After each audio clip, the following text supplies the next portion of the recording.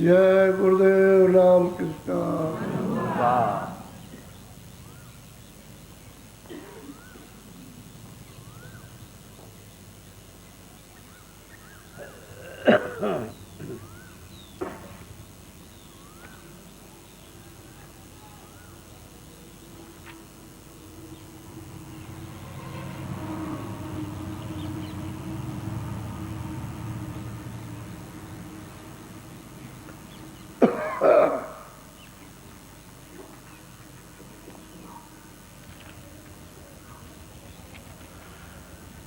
आपको ये बताया कि जिस संसार में रहते हो, सही बात तो यह है कि भूल भुलैया है।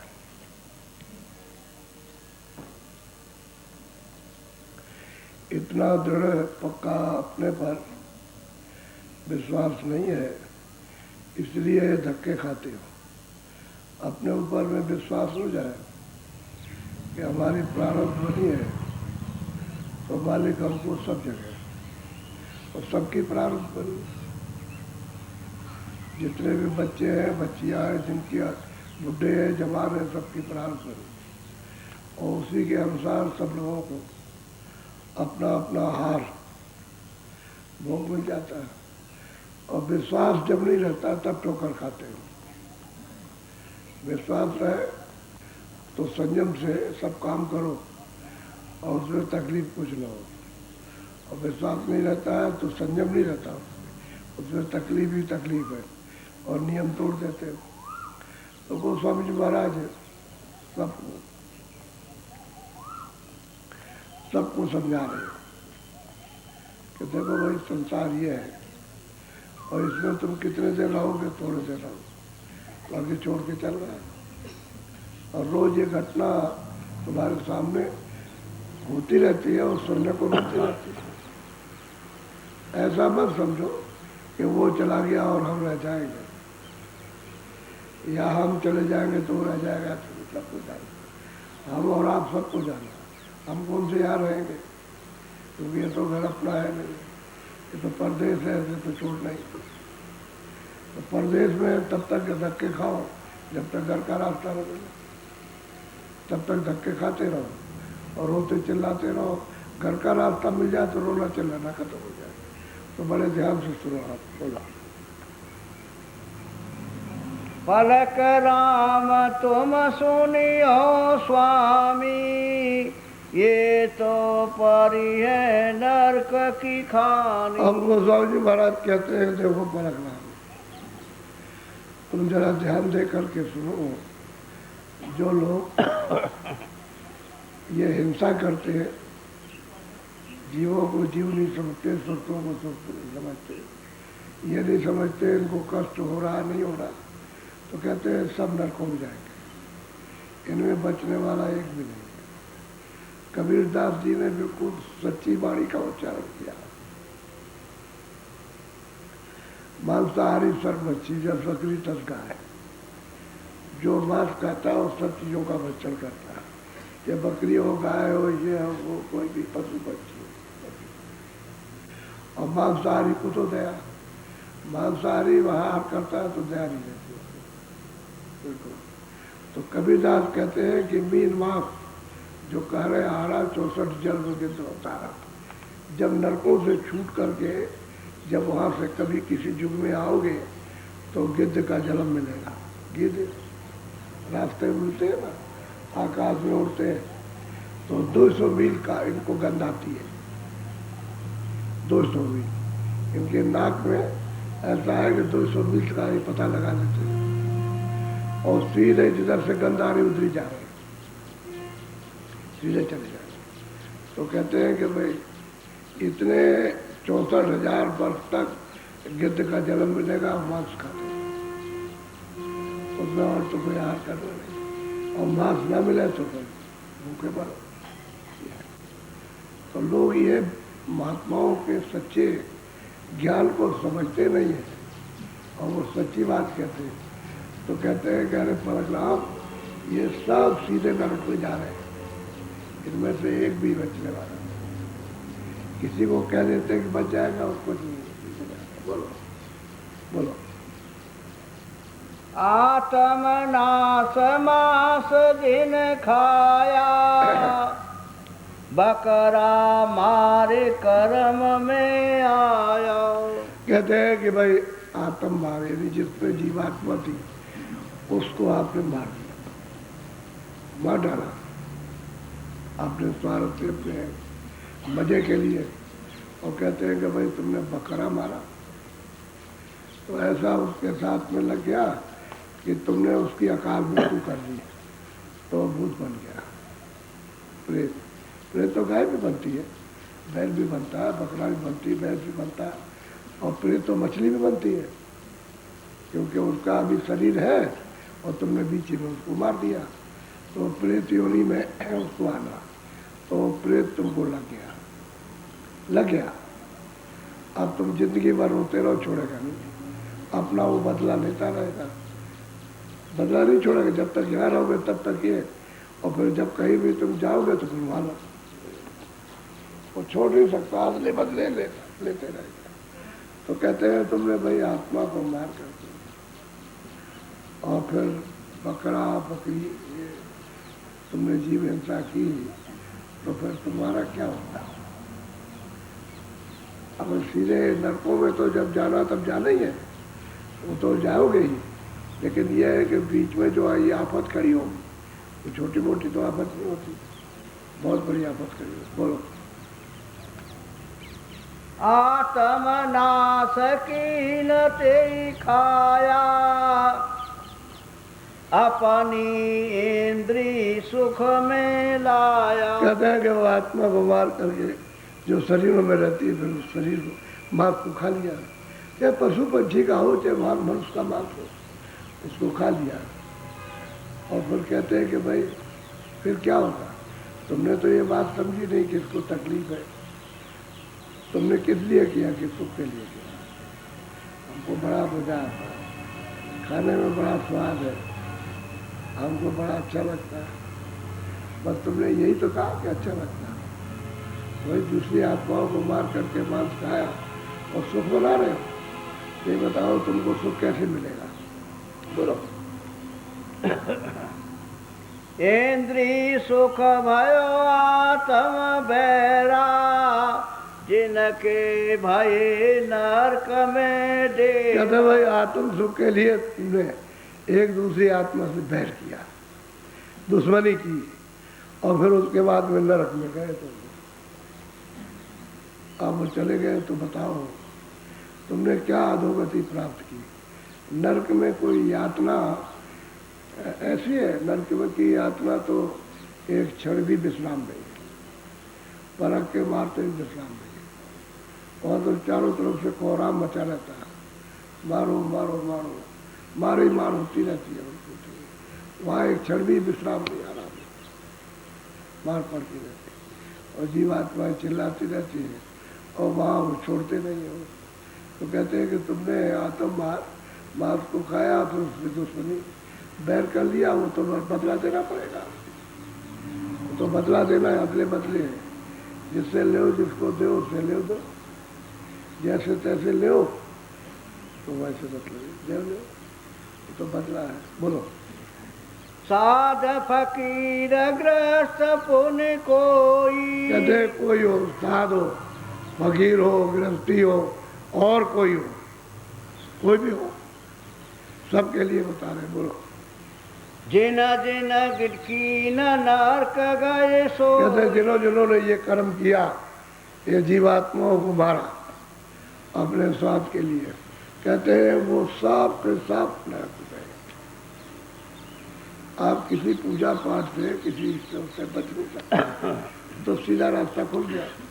जब तक शरीर है तब तक जो चाहो सो कर लो, क्योंकि शरीर में अधिकार है आपको, तो कर लो, उसके बाद सीधे नरक में। अब 4 खानों से नरक अलग है, ना अंडज में, ना पिंडज में, ना खोज में, ना स्थावर में, 4 खानों से। ये गोस्वामी जी महाराज ने जब देखा ऊपर में कि ये सबकी दुर्गत क्या होती है, कर्म का फल क्या मिलता है, तो देख रहे हैं, तो ये सब देख करके बता रहे हैं कि अरे पलक राम, साधु हो, फकीर हो, गृहस्थी हो, और कोई हो, समझ गए हो, हिंदू हो, मुसलमान हो, जो ये कर्म करता है सीधे नरक में जाता है। बोलो। बैर भाव छूटे नहीं भाई, गला काटे सोई बंधन पाई। कहते हैं भाई बैर भाव, जो तुमने एक दूसरे का गला काटा है वो बैर भाव नहीं छूटता, फिर वो आपका काटेगा, उसी तरह से काटेगा। धोखे से मारोगे तो धोखे से मारेगा, जबरदस्ती करोगे काटोगे तो जबरदस्ती करके काटेगा। ये बैर भाव है, लेन देन, यही पाप पुण्य हो क्या।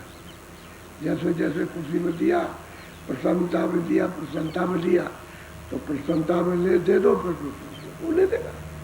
आप जबरदस्ती लोगे तो जबरदस्ती वो लेगा, वो तो जैसे जो लेगा उसी तरह उसको देना लेना, लेकिन ब्याज सब में लगेगा।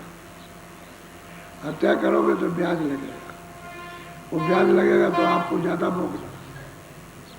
अगर पुण्य करोगे तो पुण्य में भी ब्याज लगेगा, वो पुण्य का फल आपको ज़्यादा मिलेगा।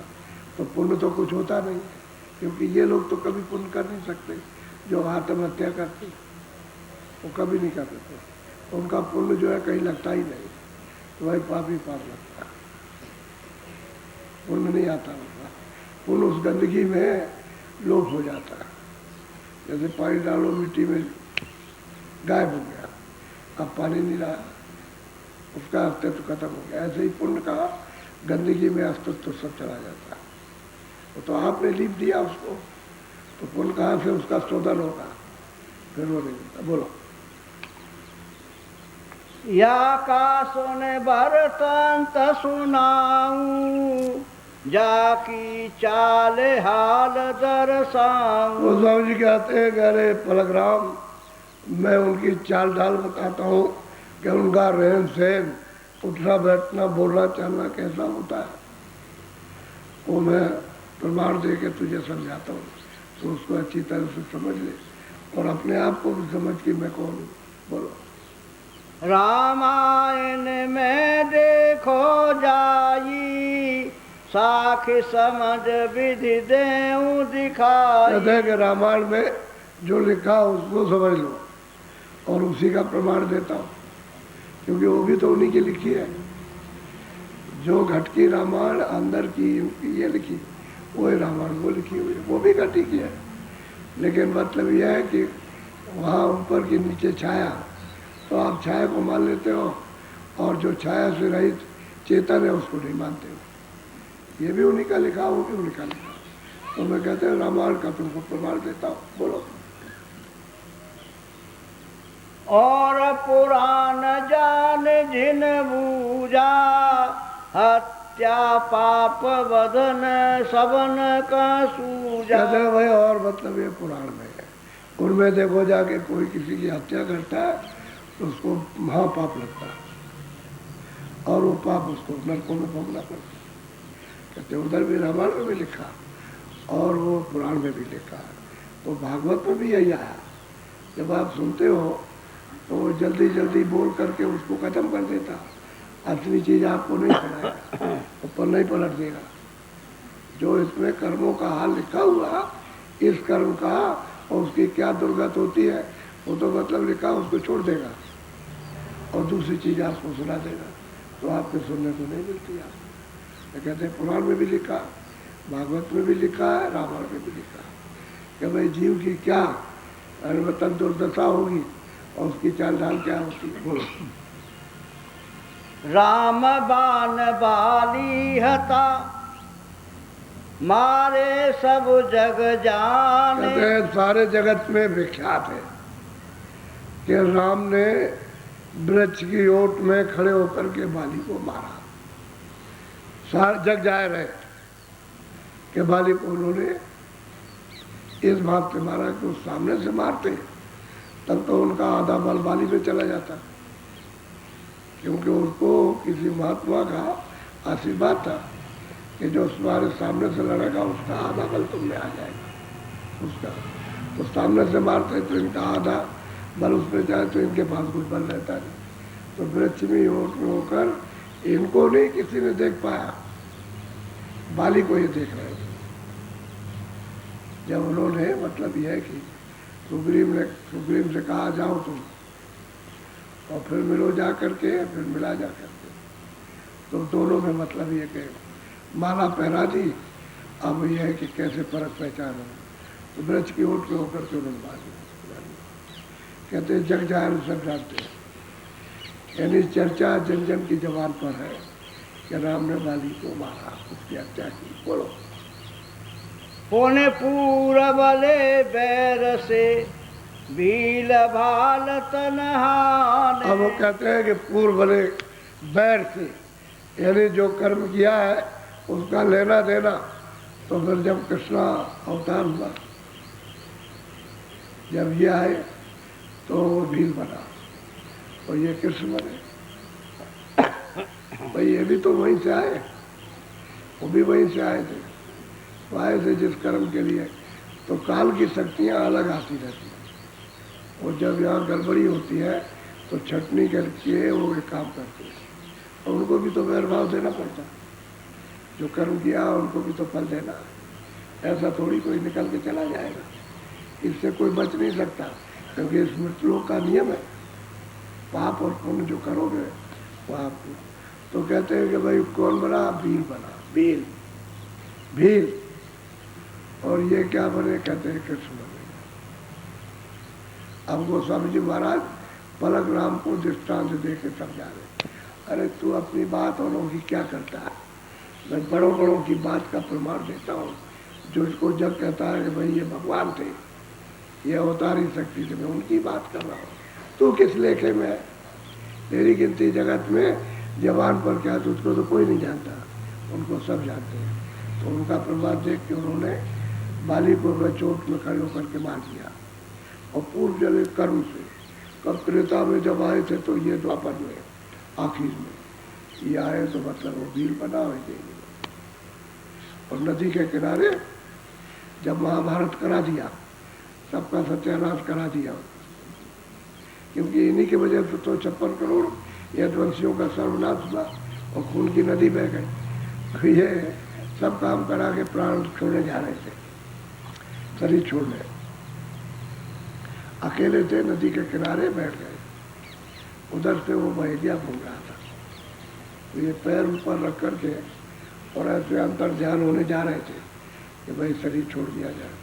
तो उसने देखा कि इनके पैर में समझा कि हिरण की आँख चमक रही, पदम था।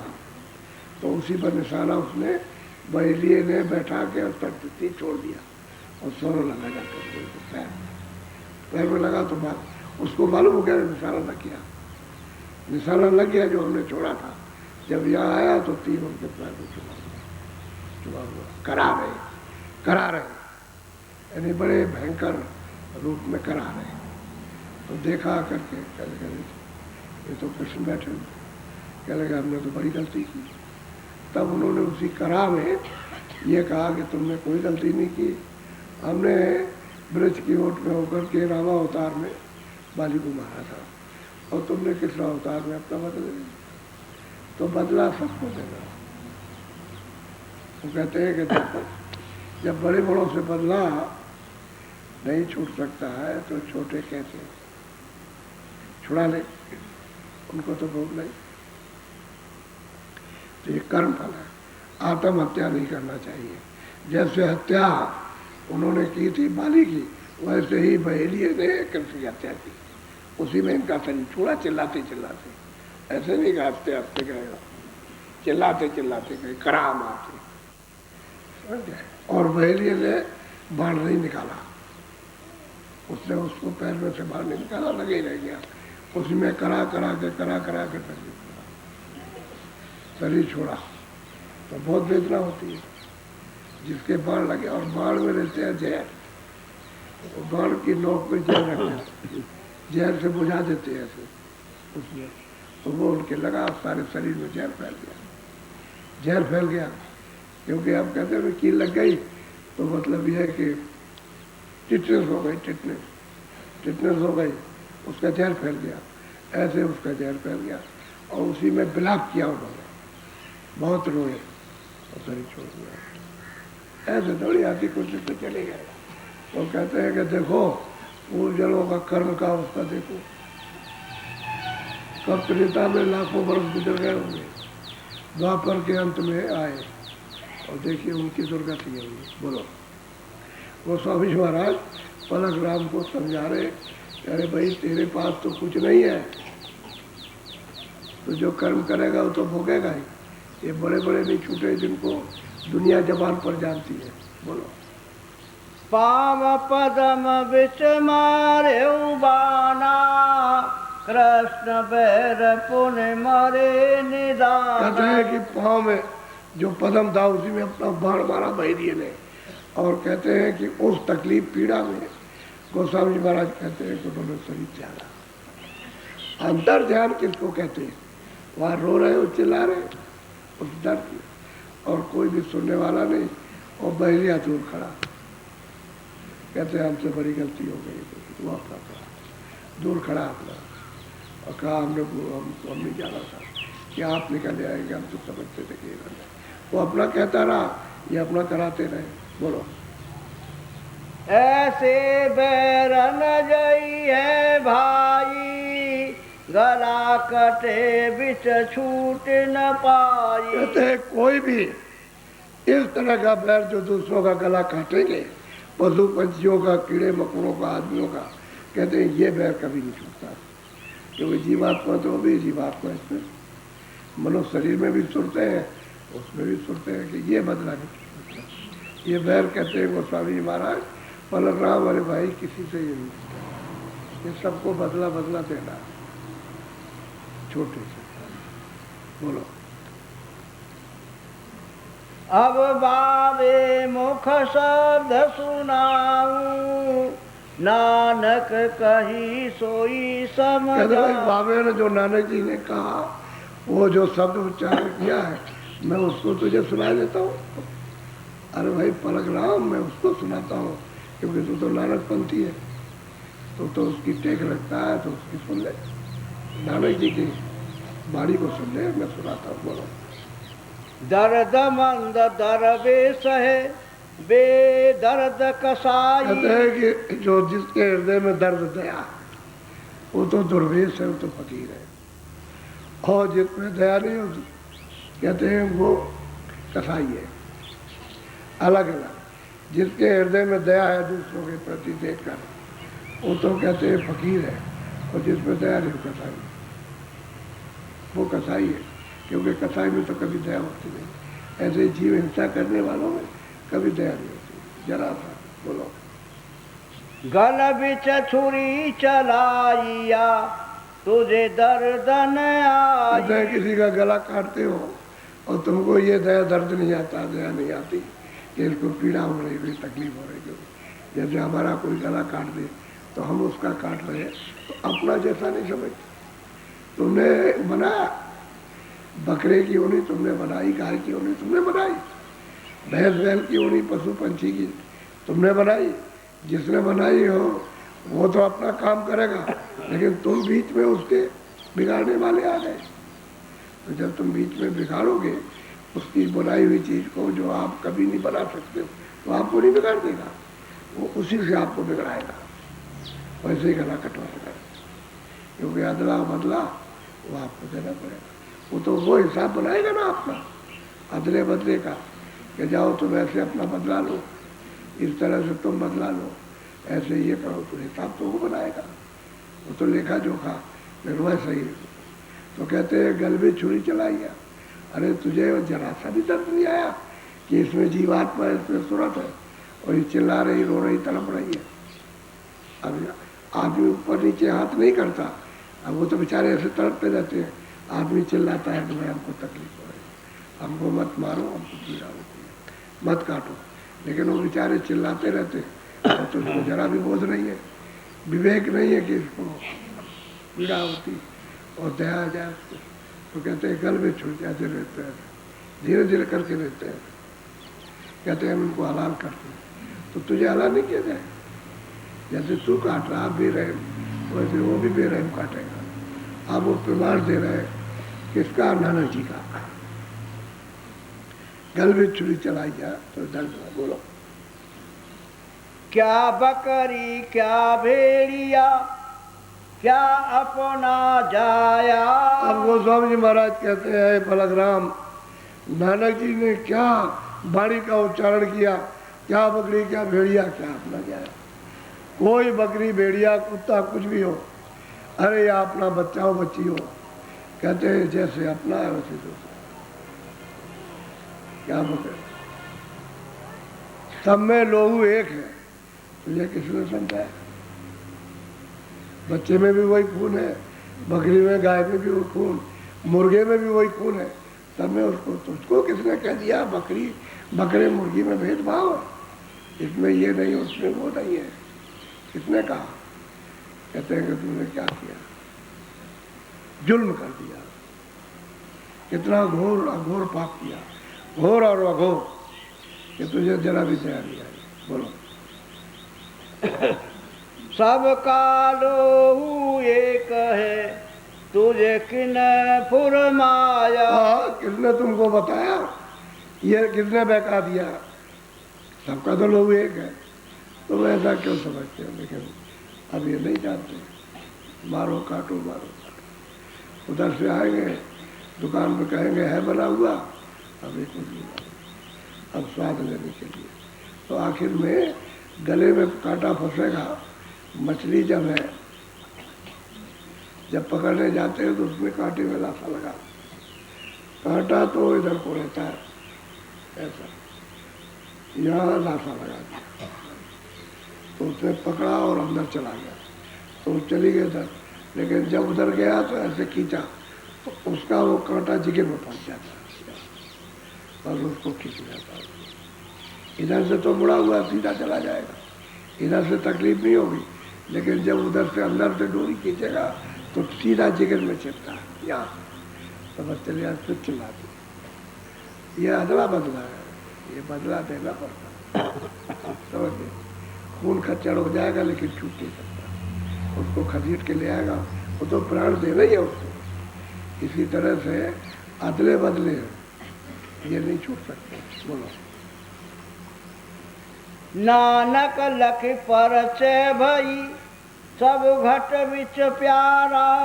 अब वो कहते हैं कि भाई नानक को तो ये परिचय हो गई कि वो मालिक सब घटों में, सब घट में मालिक, चाहे पशु हो चाहे पंछी हो चाहे कोई भी हो, सब घटों में वो मालिक है, क्योंकि सूरत तो सब उसी की है।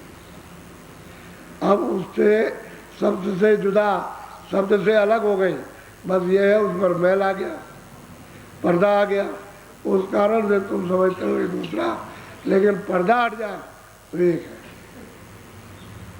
सब घट में शब्द से सूरत मिल जाए, जुड़ जाए तो शब्द रूप हो जाए।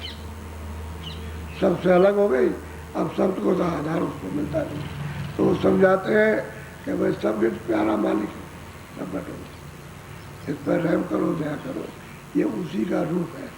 लेकिन कण मात्र, एक जर्रा मात्र, रूप तो सब मालिक का, क्योंकि जो सूरत का रूप है वही मालिक का रूप।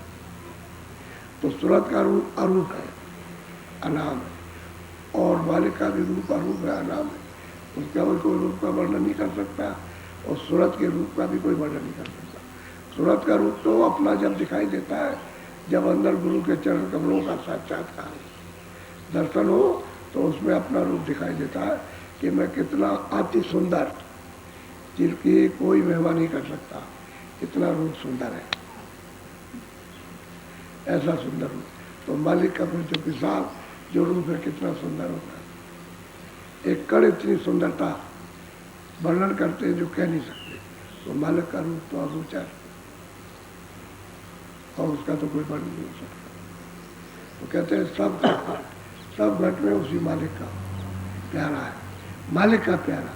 तो सूरत तो मालिक की है, वो तो सतलोक से आई है, तो सतपुरुष की है सूरत। अब बीच में आकर के ये मसाला मिला करके आपको कपड़ा पहना दिया तो आप दूसरे के हो गए, फिर तीसरे के हो गए, फिर चौथे के हो गए, फिर पांचवें के, फिर सबको छोड़ दिया, फिर मिट्टी के हो गए।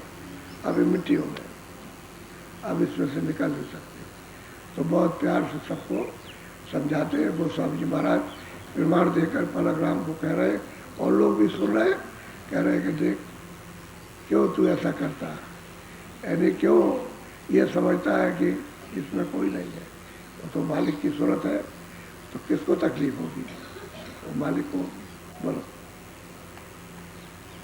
सब जहान जीव एक है, घट माहि निहारा। कहता है कि जब अंदर घाट पे बैठो और ऊपर देखो तो सब जान में, यहाँ ऊपर ब्रह्मांड में, और सब यहाँ पूरे के पूरे चर में, जल थल थल में, सब में कहते हैं कि सब में सब एक जीव, अलग अलग जीव सब एक ही, खोल अलग अलग है बस, और कोई बात नहीं, जीव सब एक, और सब उसी सत्पुरुष के हैं जो सतलोक में विराजमान, उन्हीं के साथ। अब उन्होंने तपस्या में दे दिया, इसलिए हम मार खा रहे, रास्ता हमारा छूट गया।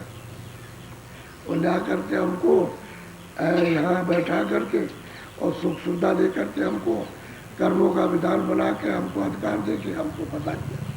अब हम बच गए तो मालिक की सत्ता से अलग हो गए, सब छूट गया, अब निराधार हो गए, इसलिए आधार नहीं मिलता। तो कहते हैं सब जहान में वो एक है, सब घटों में एक ही बात। बोलो। यह नानक विधि भाखि सुनाई, अपने घर को समझ न आई। कहते भाई नानक ने इस विधि से सबको समझाया, लेकिन आज तक ये समझ में नहीं आया कि मेरा घर कहाँ है, मैं कहाँ का रहने वाला हूँ, कहाँ से आया हूँ और किस रास्ते से आया हूँ, अब कहाँ जाऊँगा कुछ पता नहीं, ये किसी की समझ में नहीं आया। बोलो। नानक साहिब बड़े दयाला, जीव हतन ग्रंथन नहीं डाला। कहता है कि भाई नानक बड़े ही दयालु, उन्होंने कभी जीव हटने के लिए अपने किसी भी ग्रंथ की कड़ी में नहीं लिखा कि जीव की हत्या करना, कहीं नहीं लिखा, किसी शब्द में, किसी पौड़ी में, किसी में भी नहीं लिखा हुआ कि जीव हत्या करना। और आप उसी ग्रंथ को सिर पर रखते हो, हत्या करते हो, हत्या करते हो, कितनी हिंसा करते हो। बोलो।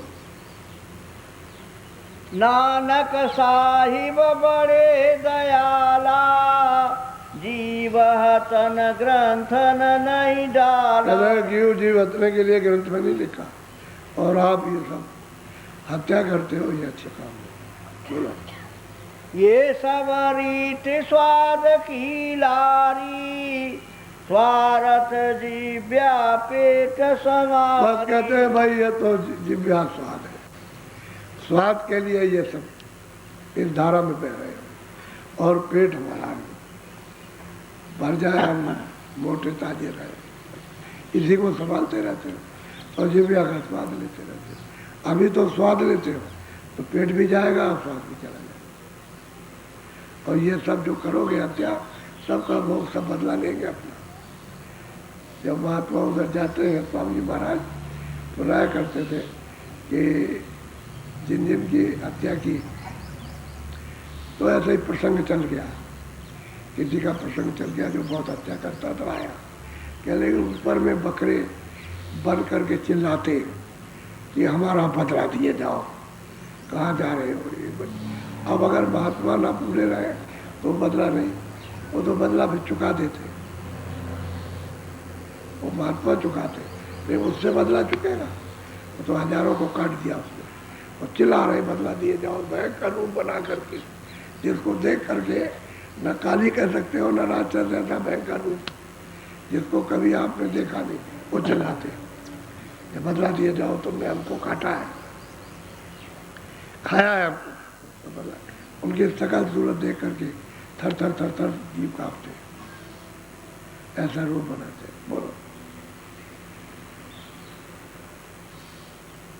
ये सब रीति स्वाद कहिए दया संत की रीति, यह कस करी मुक्ति परती। अब कहते हैं भाई संत का रास्ता वो तो दया का था, और ये तुम क्या कर रहे हो, इसमें तो कोई दया नहीं जो तुम करते हो। हे फलक राम, जो नानक पंथी करते हैं इसमें तो कोई दया नहीं, वो तो दयाहीन है, और जो दयाहीन हो जाए वो कसाई हो जाए। कितना अच्छा सुडौल और बिल्कुल साफ उन्होंने उनका प्रमाण दिया, उन्हीं की किताब का बताया कि देखो ये लिखा है, और कहीं भी नहीं लिखा है कि जीव हिंसा करता, और तुम हिंसा करते हो और कहते हो कि हम नानक पंथी है और हम साधु हैं। साधु की हिंसा करता है, वो दया तो दया का बड़ा होता है। बोलो। नित प्रति जीव कसाई मारे, हत्या कर कई संत पुकारे। हम कहते हैं नित प्रति अगर कोई मारता है कोई भी हो, वो तो कसाई होता है। कहते हैं संत कहते हैं भाई वो तो कसाई है, कोई मारो और जीव की रोज हत्या करो, रोज अपने जिब्या के स्वाद के लिए रोज खाओ पियो तो कसाई हो। कहते हैं संत उसको कसाई कैसे, और कसाई का उबार कभी नहीं होगा, छुटकारा कभी नहीं हो सकता। बोलो। संत कसाई ये कई लेखा, या में ठहरा कौन विवेक। अब तो जो संतों ने कहा है कि भाई कसाई है तो तुम संतो और इसमें मतभेद समझो कि वो दयावान है, और वो कसाई निर्दयी है, वो दयाहीन है, और जीवों का आतन करता, और संत जीवों की रक्षा करते। तो विचार विवेक से अपने से परखना पहचानना चाहिए कि कौन अच्छा और कौन बुरा, वो भी नहीं पहचान पाते हो तो संतों के ऊपर टूट पड़ते हो। यही नास्तिक है, यही मतलब है अधर्मी है, ऐसा उनको कहते हो, और वो दया के सागर जीवों में दया करते, क्योंकि सोचते तो वही से आई, तो दया तो उनको करना ही, और जिस सूरत वहाँ से नहीं आई वो निर्दयता करता है। बोलो। यह आंधे आंधे कर लेखा, आत्म मार न करे विवेक। कहते हैं कि भाई ये तो अंधों की शिक्षा है, अंधों ने अंधों को बताया, इसमें तो कोई विवेक है नहीं है, विचार इसमें कुछ नहीं है। हत्या करते हैं उसमें कोई विचार नहीं, विवेक तो रहते, बुद्धि तो नाश हो जाती है, और हत्या करते हैं तो अब क्या फर्क पहचान कर पाएंगे, ना आप भी कर पाते ना दूसरों कर, क्योंकि अपने लिए कुछ उनका विचार नहीं है, तो दूसरों के लिए विचार क्या बनेगा कि ये कौन है कौन नहीं। बोलो। अंधधुंध सब भेक बुलावा, सब धन बिच नानक नहीं गावा। कहते हैं कि भाई शब्दों के बीच में तो हत्या करने के लिए नानक ने नहीं गाया, उन्होंने नहीं कहा, और तुम अंधम धुन, ये नहीं है मैं अंधा हो गया, अंधाधुंध मचाएंगे बस। अब जो चाहे अब कानून करने के लिए तो तुमको अधिकार है, जो यहाँ का कानून बन जाए कि आपसे कोई हत्या नहीं करेगा तो आप नहीं करो, कानून की बात। अब कानून तो बना नहीं है तो सब हत्या करने लगे। कानून बन जाएगा जिस काम का, उसमें एक आध करेगा सजा मिल जाएगी, तो नहीं करेंगे। तो कानून तो लाभदायक होता है, कानून जो है रोक टोक है, कानून एक शिक्षा है। ये क्यों मना किया गया कि अच्छा काम नहीं है, कोई कानून होता हो क्या। तो कोर्ट कचहरी किस लिए कि भाई ये काम अच्छा नहीं है इसलिए तुम अच्छा काम करो, तुमको सजा किसकी दी जाती है कि तुमने खराब काम किया, अच्छा करोगे हमारे कोर्ट में आने की जरूरत नहीं। तो कानून जो है एक अंकुश है, अंकुश कि भाई इस काम को नहीं करना और इससे हमको सजा मिल जाएगी, बस इतना ही है। तो यहाँ तो सबको छूट और आज़ादी हो गई, तो आप कुछ भी कर सकते हो, आप जो चाहो सो, तो उसका फल वो तो कोई राज तो भोगेगा नहीं, वो तो जो आप करोगे आपको भोगेगा। राज का तो ये कानून नहीं था। बोलो। कोई बावे मुख साखी सुनावे, तो तुलसी के मन में आवे। अब कहते हैं परम राम तुमने इतना पढ़े लिखे सब कुछ हो और तुमने पूरा ग्रंथ सुन पढ़ा, लेकिन तुम बाबे का कोई भी तो शब्द सुना दो जिसमें लिखा है कि हत्या करना है। उन्होंने आदेश दिया, वो पलक राम को बताओ, नानक पंथी थे, इसलिए उनको समझाना पड़ा। और भ्रम दूर हो जाएगा, शंका चली जाएगी, उसका निवारण हो जाएगा, तो फिर अब सत्य वस्तु की खोज होगी। क्योंकि सत्संग से सब समझ में आएगा, सत्संग नहीं मिलेगा तो कोई समझ नहीं आता। उनको क्यों इसका प्रमाण देना पड़ा? जो उसके साथ बना था कि तुम्हारे यहाँ सब हत्या करते, और तुम हमको ये बताओ कि उस ग्रंथ में कहीं लिखा है, किसी जगह उस कड़ी में, उस दोहे में कहीं लिखा है कि हत्या करना उन्होंने आदेश दिया, और तुम हत्या करते। जब नहीं लिखा तो क्यों करते? लिखा होता तो कुछ करते। बोलो। हत्या भई मुक्ति की दाता, नानक पंथ भेख सब खाता। अब कहते हैं कि हत्या जितनी करो उतनी मुक्ति मिल जाए। अब सब खाने लगे। किसी ने कह दिया हो हत्या करो, तुमको मुक्ति मिल जाएगी। भेक और गृहस्थी तो ही है, साधु बन गए, भेक सब खाने लगे। साधु मना कर पाता? अगर वो कहे तो उसे रोटी ना मिले, वो रोटी भीख देंगे, कह लगे ये बहुत बदमाश है, उसको भगा देंगे करते। तो साधु तो डरपोक है, उसमें भी विवेक नहीं और तुम्हें भी विवेक नहीं, और ये काम और प्रचार कर रखा है मुक्ति मिलती है। इसको भी मुक्ति मिल जाएगी, तुमको भी मिल जाएगी, ये प्रचार। इसलिए सब वेद प्रस्ती सब करने लगे, और किताब में कहीं नहीं लिखा, किसी भी ग्रंथ में नहीं लिखा, और रामायण में कहीं नहीं लिखा।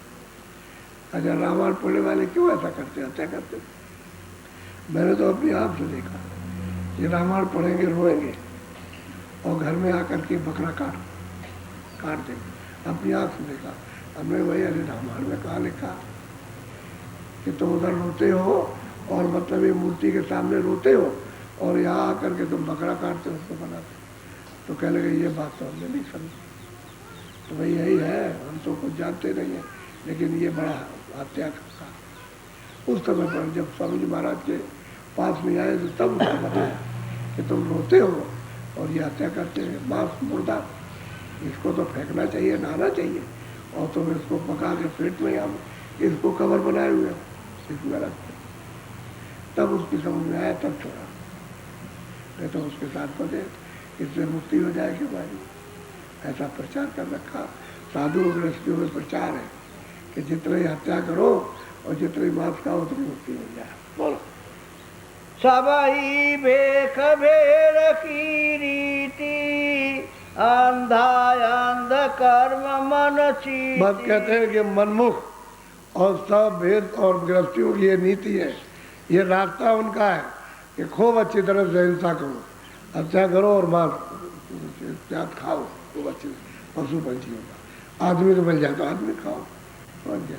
अब ये अंधे जो अंधा कह रहा है वो अंधा मान रहा है, न वो देख रहा न वो देख रहा। अब देखा हुआ वो जब कहे तो उसने तो कहीं लिखा है, न रामायण में लिखा, और मतलब ये है कि आपके महात्माओं ने कहा, कहीं किसी जगह लिखा। लेकिन अंधे वो भी अंधे, भी गृहस्थी भी अंधे, साधु भी अंधे, अंधे अंधे कर। अब बहुत से तो भेष में रहते हैं, शराब पीते, हर वक्त नशा किए रहते, हर वक्त मुँह से बदबू आती। भाई ऐसा साधु बन गए तो ये क्या तुमने लत पाल ली कि तुम नशा करते। अब उनको कोई समझाने वाला तो है नहीं है, वो तो अपने मनमुख है, जैसा चाहो वैसा किए। बोलो। अब यहाँ का प्रसंग सुनाऊं, घर जोत बैठे कठाऊं। कहते हैं मैं एक प्रमाण देता हूँ, पंछियों का एक प्रमाण दे रहा हूँ। बोलो। जग अंधराजस घूंघर लेखा, सो बिरले कोई ज्ञान विवेका। कहते हैं वो चिमगादड़ होता है, चिमगादड़ तो दिन में सूरज निकलने के जैसे ही रोशनी ऊपर हुई ऐसे आंख बंद हो जाती है, तो उल्टा टंगा रहता है, उल्टा टंगता है। तो लोग यात्री जा रहे थे और उन्होंने कहा अरे भाई सूरज निकल आया, पशु पंछी तो उड़ रहे हैं, सब बाहर सब चले जा रहे हैं, और तुम मतलब उल्टे टंग गए तो सूरज निकला। तुमने कहा क्या कहा? कहने लगे सूरज निकला, प्रकाश हो गया और सब पंछी उड़ रहे हैं रोशनी में, और तुम मतलब आँख बंद किए हुए, तो आँख बंद किए क्यों लटका था? कहने लगे हम तुम्हारी बात एक भी नहीं मानते, झूठे हो, सूरज होता ही नहीं। अब गोस्वामी जी महाराज कहते हैं, वो कहता सुनती ही नहीं है। वो कहते हैं भाई पशु पंछी सब जा रहे हैं जानवर, और देखो इनसे पूछो तो उन्होंने कहा अरे भाई वो तो बहुत गोलाकार है और बड़ा प्रकाश है और तमाम संसार में रोशनी हो गई। कहने लगे हम ऐसे नहीं मानते, हम जब गुरु हमारा बताएगा तब मानेंगे। तो दिन भर टंगा रहा, जब रात हुई सूरज डूब गया, अंधेरा होने लगा, तब आँख खुली तो गुरु के पास गया। गुरु को उल्टा उल्लू, क्योंकि उसकी भी आँख बंद हो जाती है, उसने भी कभी गुरु ने भी नहीं देखा, और चमगादड़ की भी आँख बंद हो जाती है, उसने भी सूरज नहीं देखा। तो उसने कहा कि देखो गुरु जी, सब लोग कहते हैं सूरज बहुत बड़ा और लाल है सूरज और बड़ा प्रकाश हो जाता। कहने लगे अरे बेवकूफ कहीं के, 7 खानदान में तुमने कभी सूरज का नाम सुना? तो अंधे ने अंधे को समझा दिया। कहने लगे हमने नहीं सुना। तो बस यही बात है, जब तुमने कभी किसी खानदान में सुना ही नहीं तो तुमने कैसे उसकी बात को मान दिया? जो हम कहें सच्चा। अब मुसलमान कहते हैं कि बाबा जी का उपदेश तो बहुत अच्छा है और सबका है, चाहे कोई भी इंसानों का है और रूहों का है, लेकिन यह है मौलवी कहते हैं कि हमारे लिए, तुम्हारे लिए नहीं है। यानी जो जितने भी यानी उनके चेले रहते हैं उनके लिए नहीं, वो कहते हैं हमारे लिए है। हम जो कहें वो तुम मानो, तो कहेंगे तुम काटो, बस ये बात है। बाबा जी का उपदेश तो उनके लिए है, अब वो माने न माने, लेकिन तुम्हारे लिए नहीं, तुम्हारे पर उनका उपदेश लागू नहीं है। अब वो हम जो कहेंगे वो तुम मानो, वो करो, तो वो भी अंधा, वो भी अंधा, तो फिर क्या करेंगे? प्रमाण दिया, दृष्टांत दिया चमगादड़ उल्लू का कि वो भी अंधा, उसने भी सूरज नहीं देखा, उसने भी नहीं देखा, मौलवी में नहीं देखा, जब से जो मतलब है जमहूरियत उसने भी नहीं देखा, आपने भी देखा, भेद से भी नहीं देखा, और दोनों के दोनों अंधे। उनको क्या पता है किसका फल क्या होगा? कुछ नहीं बात। अब जो देखते हैं बताते हैं।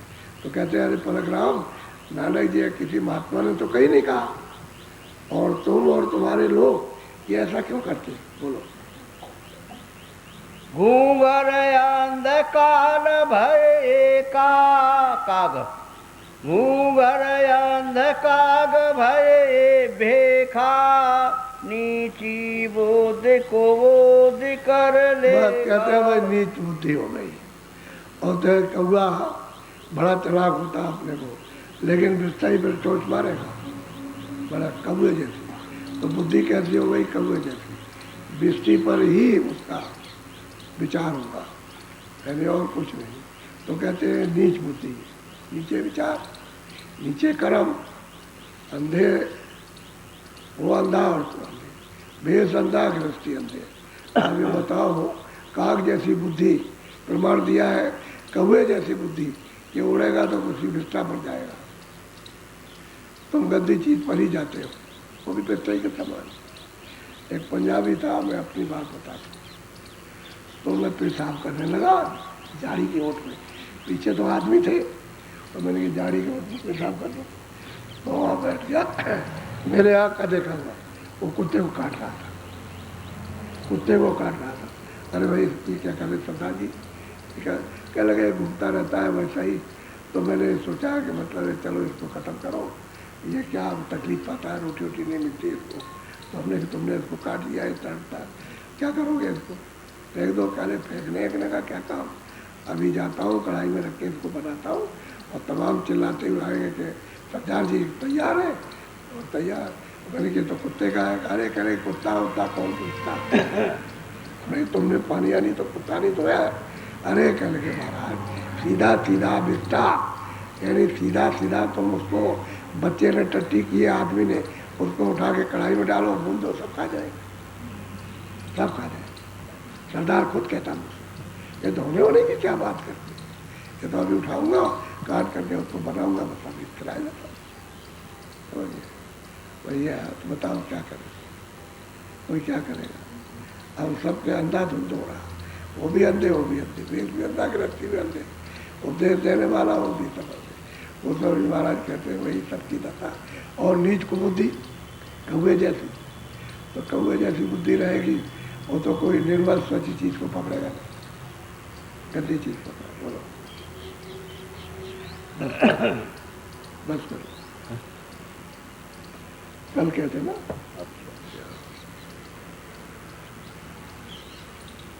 सही बात यह है कि महात्मा मिलते नहीं, और महात्माओं का संदेश नहीं मिलता। एक तो यह है, तो जो हवा बह गई उसी हवा में सब बच्चे बच्चियां सब रहते चले जाते।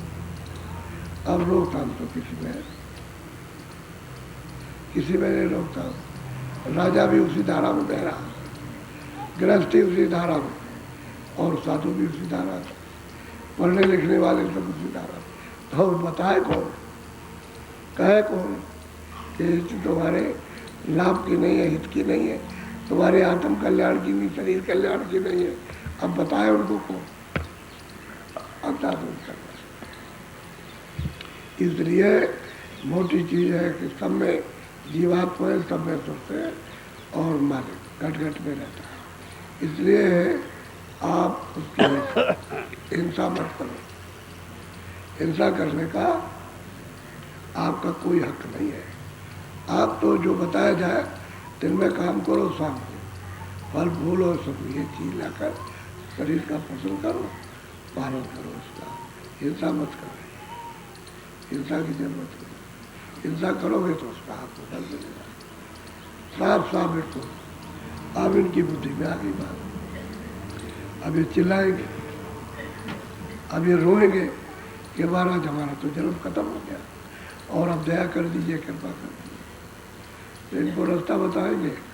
अब जीव तो सब में है। जब बुद्धि जाग गई और जब प्रेम हो गया, जब उनको मानने लगे और समर्पित हो गए और दीन हो गए, तब तो रास्ता बताएंगे। ये है रास्ता घर में जाने का, ये भजन करने का रास्ता। हमें भजन में लग जाएगा। इस तरह से सत्संग सुन के जागते। जब तक सत्संग नहीं मिलेगा कोई नहीं जा सकता। तभी तो मैं आपसे कहता हूँ कि जरा आलस दूर करो। तो आपको कोई ऐसे थोड़ी ले जाता हूँ कि मैं पागल हो गया हूँ कि तुमको वहाँ 3 बजे उठा के ले जाओ।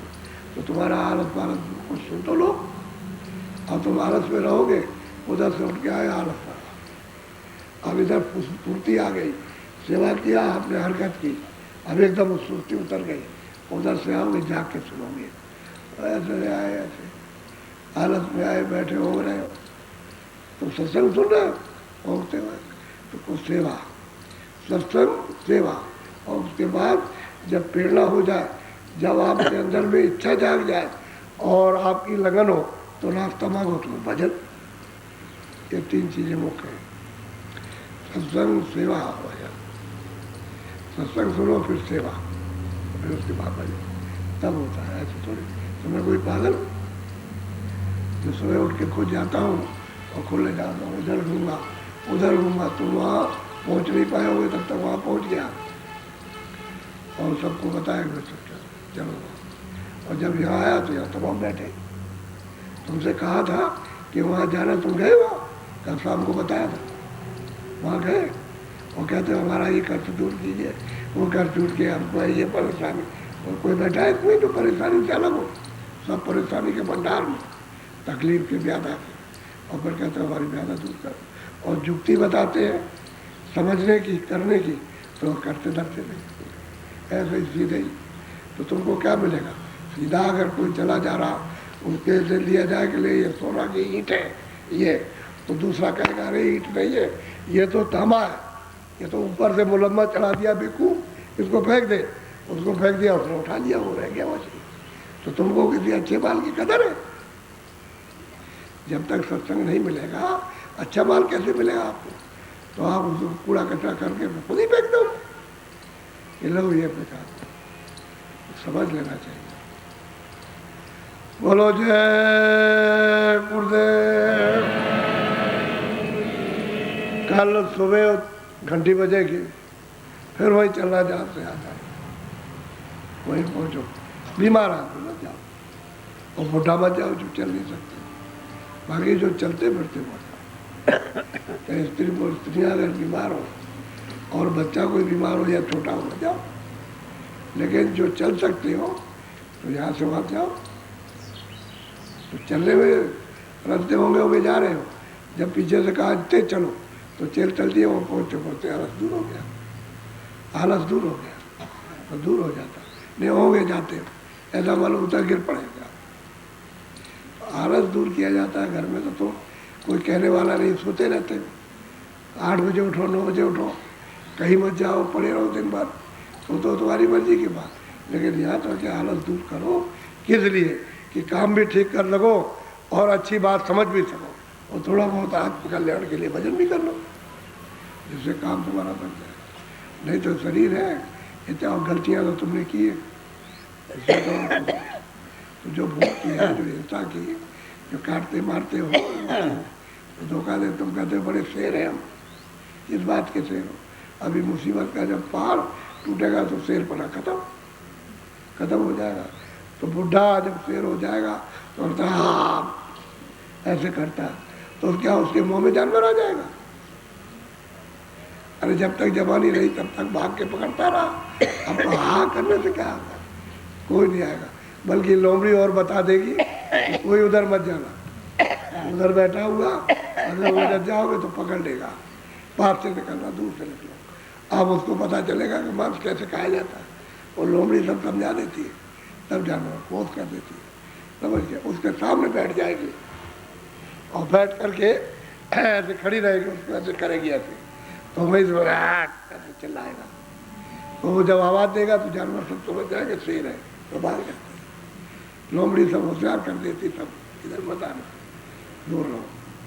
सबके अपने अपने इशारे हैं, सब जानते हैं, और मनुष्य अपना इशारा नहीं जानता, घर में जाने का इशारा नहीं जानता कि सूरत कैसे घर में जाएगी, वो नहीं, सब कुछ देते मिला है और उससे समझ नहीं पाता, और उनको कुछ नहीं मिला तो समझ जाते हैं अपने इशारे कि मैं इधर जाऊंगा तो मेरी जान चली जाएगी, और ये नहीं जानता कि मेरी जान जा रही है। बुद्धि रखता हुआ नहीं समझना कि मुझे क्या तकलीफ मिलेगी, क्या पीड़ा मिलेगी, कहाँ जन्म दिया जाएगा, कैसे मारा जाएगा। बोलो जय गुरुदेव।